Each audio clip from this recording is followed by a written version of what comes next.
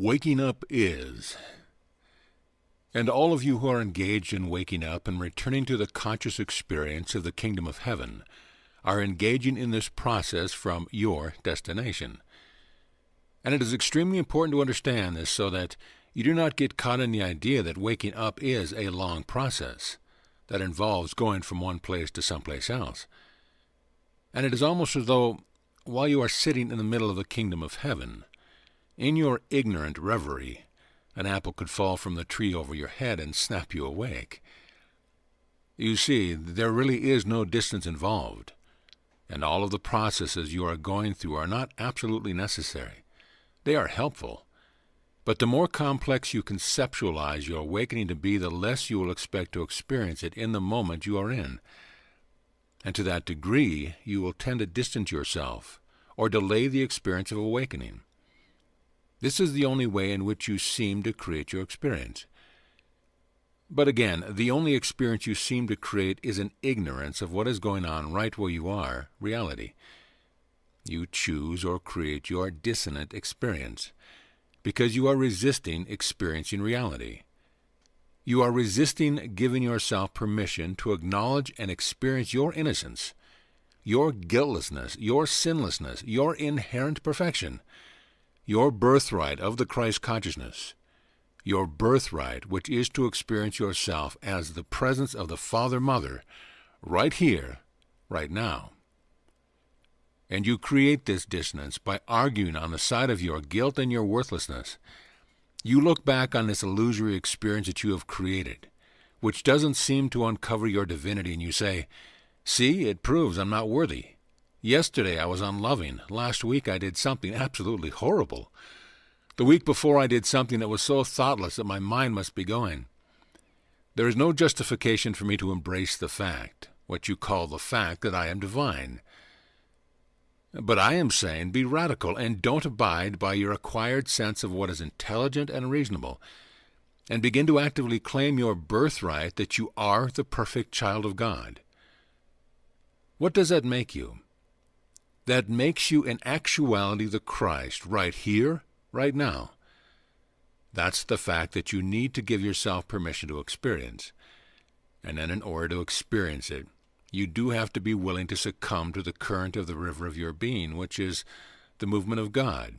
God expressed and embodied infinitely, of which you are the embodiment. And then release all attempts to be self-determined from a standpoint of a puny little ego sense of yourself, and begin to be willing to experience the ways in which your life is capital S, self-determined, God-determined. This process is supposed to be a delightful journey, and the only thing that seems to make it difficult for anyone is that they keep listening to their ego conditioning and says, "You're going crazy. You are not making sense, and nobody will respect you." But you know what? Becoming the capital S, self-determined, where you as a little ego are not aggressively doing anything at all, really amounts to becoming real. Real in the sense that you are getting to know yourself, who you are, and not who others expect you to be, and allowing yourself to be at home with whoever you find yourself to be in the moment. You will find that as you let go of meeting other people's expectations, or resisting other people's expectations, you will begin to relax, and a common sense and intelligence will begin to be easily available to you, because you are not compulsively defending yourself against or trying to comply with what the world expects of you. And your simple divinity will begin to come forth and be expressed. And you won't end up just being a good guy. You will end up being a presence that is truly meaningful and that others will enjoy being with, because you are so down to earth. And you seem always to have the answer, or the words that bring perspective into play and annihilates conflict and concern. When you begin to stop being self-determined from a small ego standpoint, and you relax with yourself about yourself, you will find yourself becoming eminently intelligent. And there is nothing overwhelming about it, and there is nothing arrogant about it.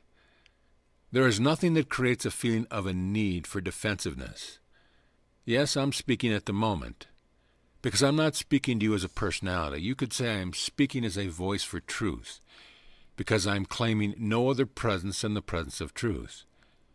And when one is allowing the ego sense to be out of the way, one becomes a transparency for the truth, the ultimate appropriateness at any given moment.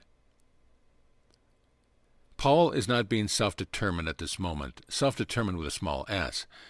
Now he has become self-conscious with a small s, and I will take the opportunity to use this as an example. Because he has learned under these circumstances that when he becomes self-conscious, it is important for him to not energize it, but to become centered again, and therefore self-determined with a capital S. And as a result of that, he does not lose the capacity to continue to be the presence of unconditional love and intelligence and appropriateness. Now I bring this out because the same thing applies to all of you at various times you become self-conscious. You become ego-conscious, and you lose whatever equilibrium you have gained. And always, when that happens, it is because an ego sense of vulnerability has come into play. And why would there be an ego sense of vulnerability?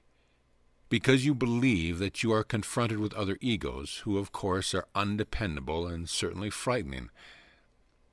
If when this happens, you will immediately cease to define those around you whom you are reacting to as egos, which you need to be defensive against, and then you choose to move back to your best equilibrium.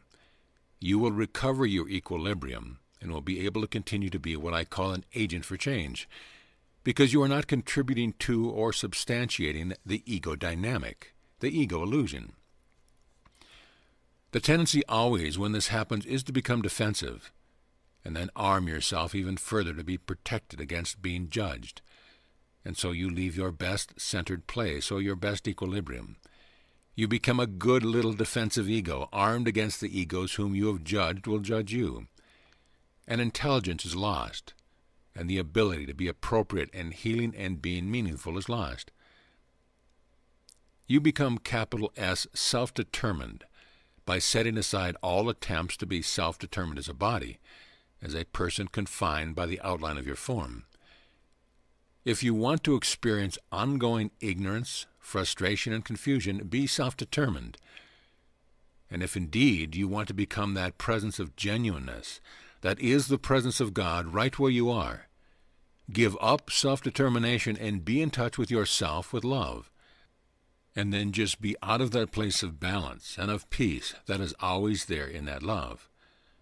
Oh yes, animals do indeed attempt to be self-determined. They have as big egos as human beings, and they also have to learn to yield. And so it is.